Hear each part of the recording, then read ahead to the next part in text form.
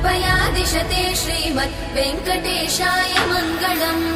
दयामृततरङ्गिण्यास्तरङ्गैरिव शीतलै अपाङ्गैः सिञ्चते विश्वम् वेङ्कटेशाय मङ्गलम्।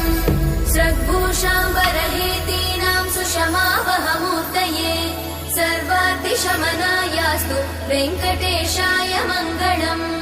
श्रीवैकुण्ठविरक्ताय स्वामि पुष्करिणीतटे रमया रममाणाय वेङ्कटेशाय मङ्गलम्।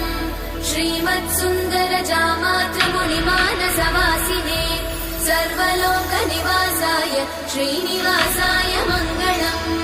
मङ्गलाशासनपरैर्मदाचार्य पुरोगमै सर्वैश्च पूर्वैराचार्य सत्कृतायास्तु मङ्गलम्।